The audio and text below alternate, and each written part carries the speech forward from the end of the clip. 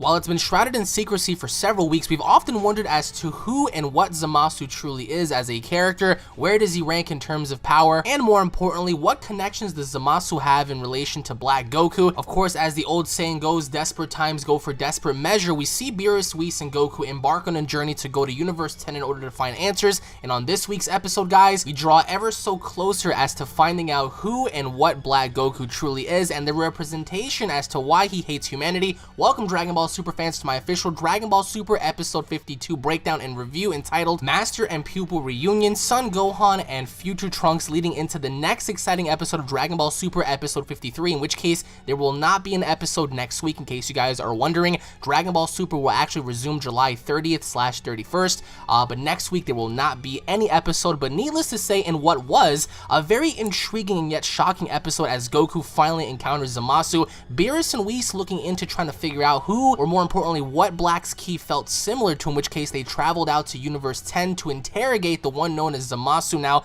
again, everybody, please be warned that this video will contain loads and loads of spoilers. A fair warning, so if you guys don't want anything spoiled for you, simply fast forward the video, go watch the episode, come back so we can talk more Dragon Ball Super down in the comments. Please don't also cry in the comments about being spoiled by the thumbnail or any of that, because nothing is being said or shown that you guys don't already know. And once again, quick plugs before we begin. If you guys are new to this channel, make sure you guys hit that subscribe button for all the latest in Dragon Ball news, updates, What If Battles, Xenoverse 2, and much more content, guys. Daily uploads and daily videos for you guys to watch and enjoy. So I thank you all so very much for supporting the channel greatly, as I always do. Be sure to spread the word about Unreal ENT Gaming. Be sure to also check out the description down below for lots of goodies and updates and contact information to where we can interact for more Dragon Ball Super content. And of course, with that being said, the translations to this episode, in case you guys are wondering how I was able to pick up on the dialogue prior to the subs coming out, was translated by none other than Herms98 on Twitter. As always, he is the first person to provide us with the translations first, so thank you so much, sir, for that. The subs will be out tomorrow morning, so I really hope you guys go ahead and enjoy. Lots of lore building here, lots of things to talk about. Now, again, everybody, this was the episode that we were all waiting for. Now, everyone often wants to, kind of crap on Gohan for being significantly weaker than how he was depicted in Dragon Ball Z when he fought Cell, when he fought Super Buu, and we get to see the shadows of the former Gohan in this particular episode. We get to see Trunks' reaction when he first comes across Gohan after many years, and my favorite reaction was when he saw the supposed Great Saiyaman, in which we haven't seen in such a long time, but in this particular episode, it highlights Gohan's downfall and ultimately how weak he's become over the years, and it was actually quite sad to see. But we kicked the episode off with Bulma trying to fix the time machine, which she's using her future Bulma notes in order to do so, because keep in mind, again, she doesn't really have an understanding as to how the time machine operates. We get to see Pilaf and the gang assist Bulma in helping out to rebuild the time machine.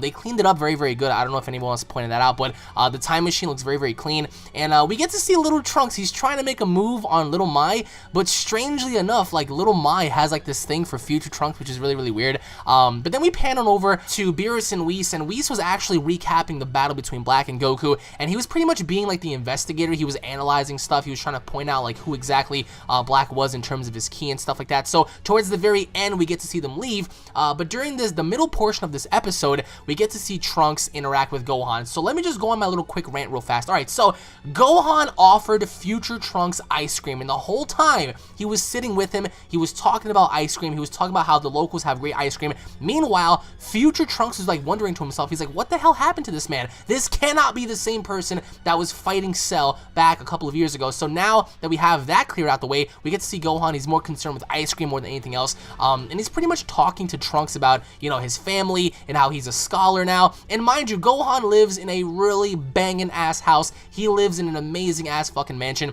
with Hercule, with Videl, with Pan, and throughout everything, Trunks is wondering why he's just sitting around, playing with babies and watching, Mr. Satan's stupid home movie collection, when in fact he can be in the future preventing Black from killing off more people. So this actually really irritated me, because again, this is further indication that Gohan will not have a role in this particular arc. If anything, I will give Gohan one more chance during the Omni tournament. If not, I think Gohan was reduced to nothing more than a side character throughout this entire series. Thus far, Dragon Ball Super has been out for just about a year now, and to see Gohan and to see what he's become is very sad. And we get to see Videl pretty much talk to Trunks, and she said, why did Trunks come here from the time machine anyway? And Gohan said, oh crap, I forgot to ask. So Gohan forgot to even ask why Trunks was there in the first place. So that really irritated me, because Gohan was more concerned about ice ice cream and about showing off, like, you know, his family and stuff, which, I mean, again, there's nothing really wrong with that, but the fact that, you know, he didn't really ask Trunks what he was doing there,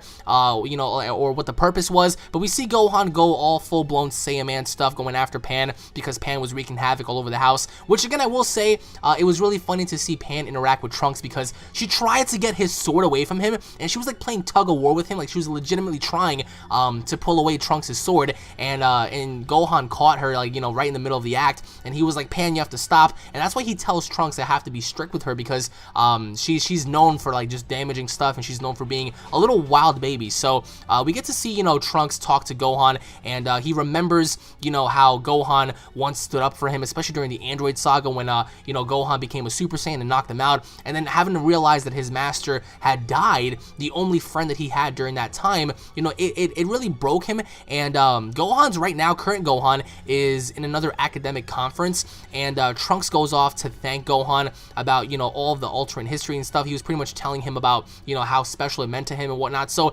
Piccolo and Krillin, we get to see shoveling dirt all around the premises where Goku and Black did damage, which again, I found very disrespectful for Piccolo, because why is Piccolo shoveling dirt? Why isn't Piccolo training to help, you know, fight the cause and trying to defeat Black is beyond me. I mean, even if Piccolo is outclassed, don't you guys think he can still do something to help? I mean, he was outclassed against Cell, but he still did something to help, you know? So we pan back over to Future Trunks. Future Trunks is having a nightmare. He's thinking about when Black was there and he destroyed his city, he destroyed Mai, and he wakes up, he grabs his sword, almost as if like he imagined that Black was right in front of him, he was gonna take someone's head off, and the poor guy has gone through a lot. Every single time he was flying throughout the city, all he can pretty much imagine was death and destruction. Meanwhile, Goku, Beerus, and Whis had very little timing in this episode, but towards the end, we see how Goku and Whis and Beerus were traveling out to Universe 10, and Goku has gone off to Universe 10 with Beerus and Whis to find someone with a very similar key to Black, and the apprentice known as Zamasu debuts, and he does serve tea at the very end, but what is his purpose, we don't really know. We do understand that he is somewhat of an apprentice, and in next week's episode it says, in 2 weeks, Black reveals true identity. Now off to the Kaioshin realm of Universe 10. It seems like Zamasu has some sort of a gifted standard when it comes to fighting, as opposed to, you know, any other Kai.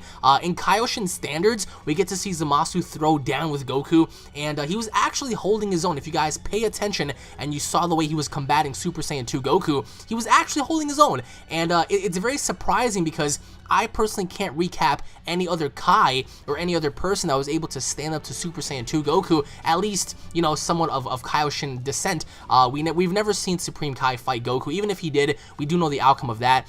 So right now, as of right now, it just seems as if Zamasu is ahead of any other Kaioshin when it comes to fighting. So he does give Goku a definite run for his money, and we see Beerus and Whis analyzing the entire thing, and it almost seems, during the preview, it almost seems as if Goku had done something to pretty much reveal Zamasu's ki just a little bit, because we get to see Beerus and Whis pretty much open up their eyes a little bit, so we don't really know if Zamasu indeed has somewhat of a connection to Black or not. Towards the very end, towards the preview, of course, we get to see Zamasu emerge from this giant like house alongside another person who looks like a Kaioshin with him, so we do have an understanding that, you know, Zamasu is somewhat of an apprentice Kaioshin. To who, we don't really know. My little question to you guys is, do you believe Zamasu is the apprentice of Black?